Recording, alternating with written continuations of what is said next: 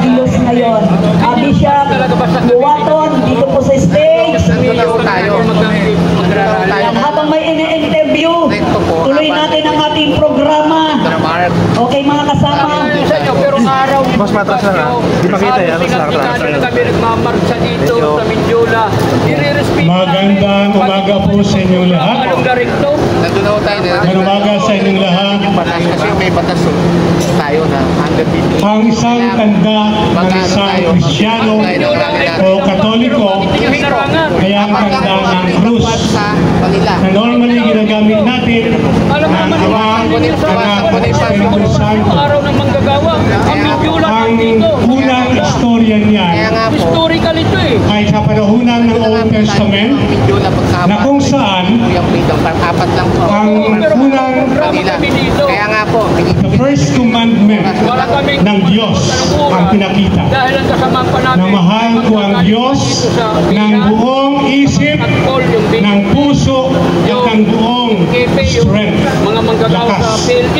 So yun ang ibig sabihin actually ng Ama, Anak, Espiritu Santo na dinagdag na lamang ng Katolikong simbahan. Sa una, mahal ko ang Diyos ng buong isip, ng buong puso at buong lakas.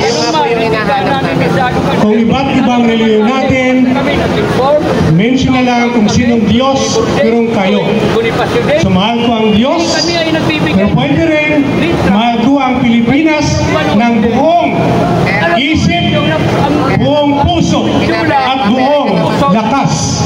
Yun dapat ang titingnan natin. Mahal natin ang Diyos, mahal natin ang Pilipinas. Sabay po tayo manalangin ngayon.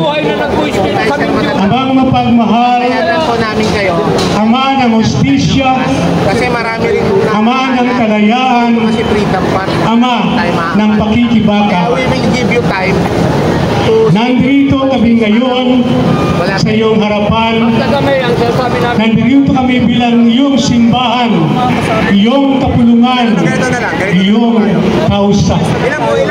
Nandito kami upang ipahayag ang aming mga hinaing, ang paghihirap ng buong sambayanan at ang struggle ng bawat Pilipino na sa ngayon ay patuloy at dinadaanan ng maraming kalamidad, dinadaanan ng pagpapahirap sa gobyerno na dapat ay kasama natin.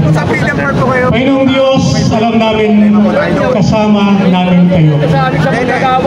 Diyos ng buhay, Diyos na buhay, Diyos na kasama natin at sa araw-araw namin ginagawa. Sa mga oras na ito, inibigay namin ang sarili para sa iyo at para sa pagpula ng isang binhi para sa kaligtasan, kayusan at kalayaan ng buong sambayanan. Pinukin mo ang bawat kasawing Panginoon na maging sanhi ng pag-ibig, ng justisya at ng kapakanan ng buong sanlibutan. Panginoong Diyos, ang lahat ng ito ay naigling namin sa pamamagitan ng Jesucristo